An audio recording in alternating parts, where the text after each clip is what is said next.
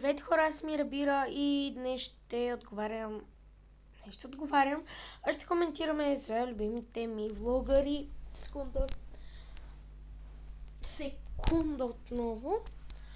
Съжалявам, но тази, може би и другата седмица, Тишо Мишо няма да участват с ACDC в моите клипове, защото Леля ми и Войчо ми отидоха на море. Също и бащата и майката на Тишо Мишо заминаха с него.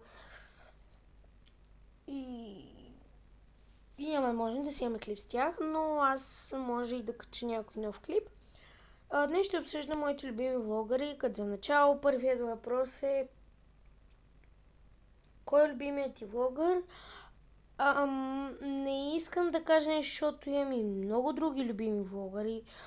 Обаче най-любимият от тях ми е Бейби Мирелка, защото от нея започнах да се вдъхновявам да снимам тези клипчета и затова съм им наистина благодарна. Но иначе Флапабум, Димикаст, Йоана Опинова, Стефи, Инстанта, без всичките, които са, освен Маци. Съжалявам, не че нещо, но просто не съм го гледала и просто не го харесвам.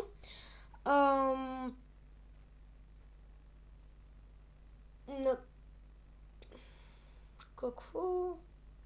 Коя е най-добрата връзка според теб? Йоана Опинова и гаджето Йордан, мисля, че така се казва. Или Стефи Инстант? Чакайте, има още един, бе. Айси Джани.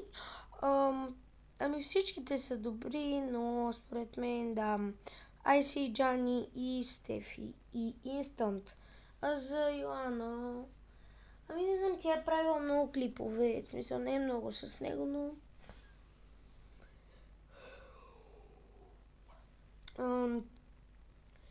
Следващото е: на кой влогър би искал да приличаш? Да, на Флапабум, на Стефи, на Дени, на...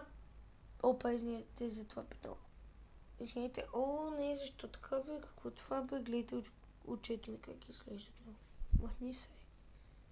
Добре се.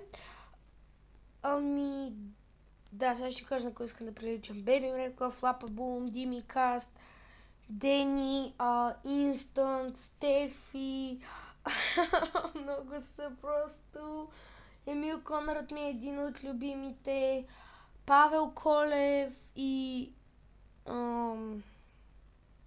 как се казваше? Николай Станчев и онзи един такъв рус, къде с Бейби Мирелка правиха клипа Фъркат пеперуди и той не е зле. Кой друг? Не знам кой друг. Така не. И последният въпрос за днес ще бъде: с кой би искал да направиш общ клип?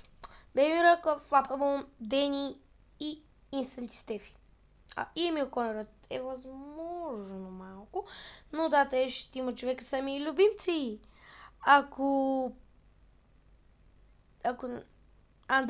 Харесате, абонирайте се, коментирайте. Ако не ви харесва, дайте палче надолу. Ако ви харесва, дайте палче надолу. Искам по-малко палчета надолу.